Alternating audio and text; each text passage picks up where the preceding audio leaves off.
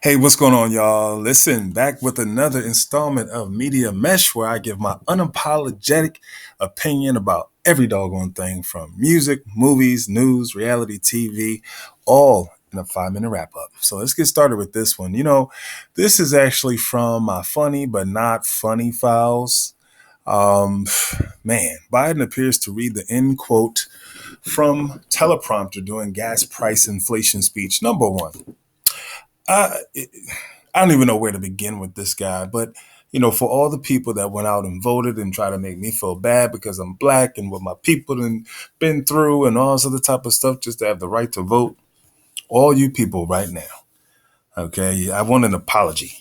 I probably have, I don't know, maybe $1 million. This is all foolishness.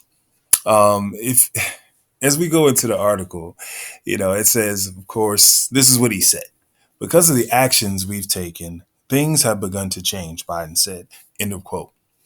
Biden added before moving on to his next sentence, Biden's aside came during a speech about rising gas prices in the economy, during which he also delivered a Thanksgiving message.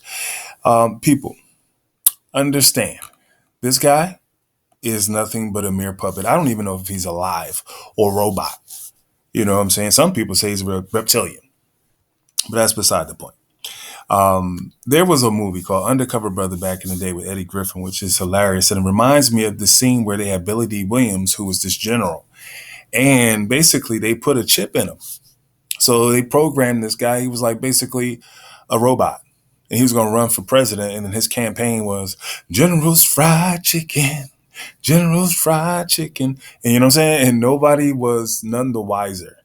You would be amazed at the reality of the situations we see. Okay. Behind the scenes, what's really happening. I say this in jest, but I wouldn't be surprised. Like if he was some type of robot, because clearly he's not in control of anything. Okay. If you check this out, they're letting you know that he's not in control of his conversation. The Biden administration has repeatedly faced accusations that the president is not in charge of his communications. In September, the White House abruptly cut the feed of Biden's briefing on wildfires with federal and state officials in Boise, Idaho. In August, the president's audio feed was cut as he was about to respond to a reporter's question on his administration's military withdrawal deadline from Afghanistan. I can't try to talk so fast. Anyway, the White House also cut Biden's feed in March when he said he was happy to take questions. They was like, no, you're not happy to take questions.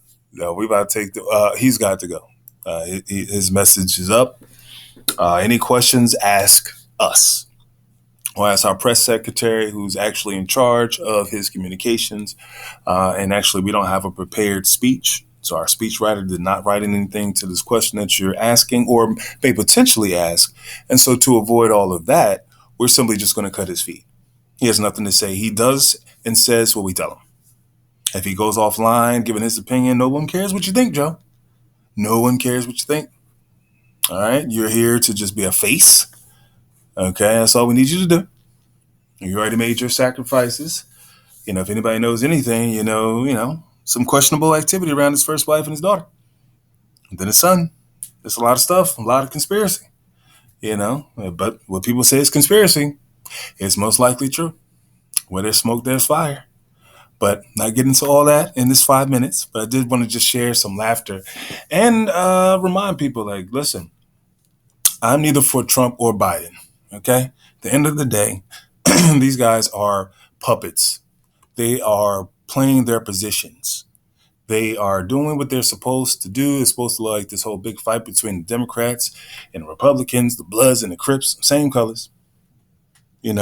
It's all foolishness in the middle of it all. And here we are again.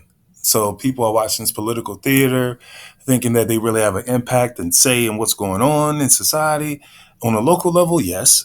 But on this level, they're definitely not going to have anyone that is not going to go according to the script.